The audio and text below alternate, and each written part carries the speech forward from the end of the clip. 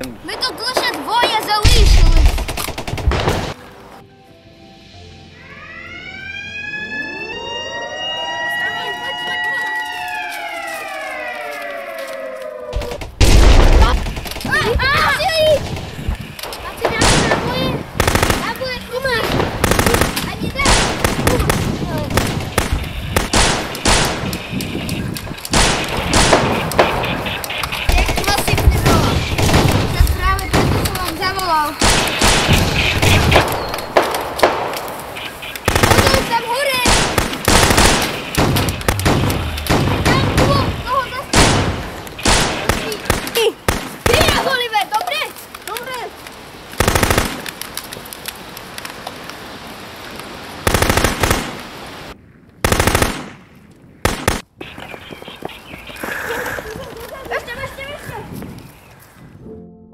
Sú mŕtvi.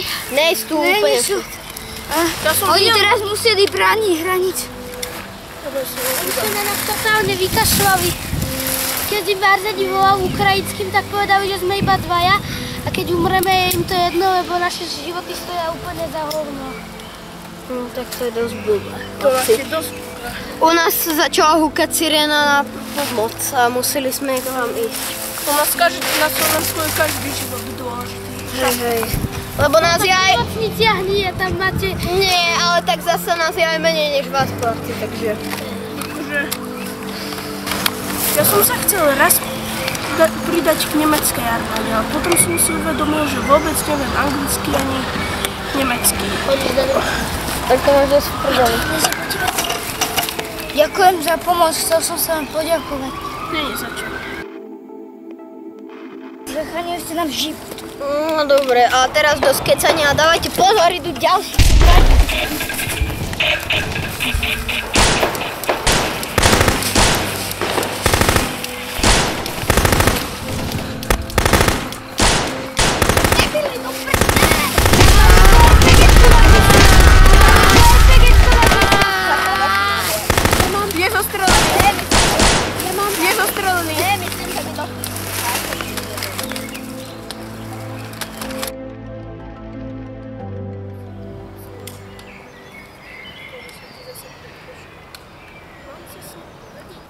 Čo je Arzenimu? Je celý čas taký nejaký zatuchlý, alebo má depky? Ja vážne neviem, ty sa snú celé Ja som tie bývalý roky. psychológ, lenže polka klientov odo mňa utiekla hneď po prvej hodine. Tak to si asi moc neviem hovorím. Čo máš? Kurva, nechajte ma. Si ty náhodou opitý? Máš tam fľašu od... Nie to... To bol Arsenik. Pil tu so mnou a potom... Prečo si celý čas taký smutný? Prečo si celý čas smutný? Som bývalý psychológ, môžeš sa so mnou hocikedy pobaviť alebo porozprávať. Daj pokoj.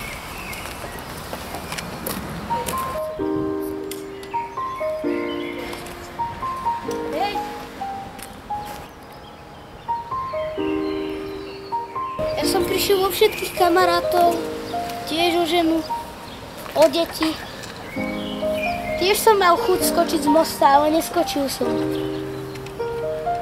Našiel som si nových kamarátov.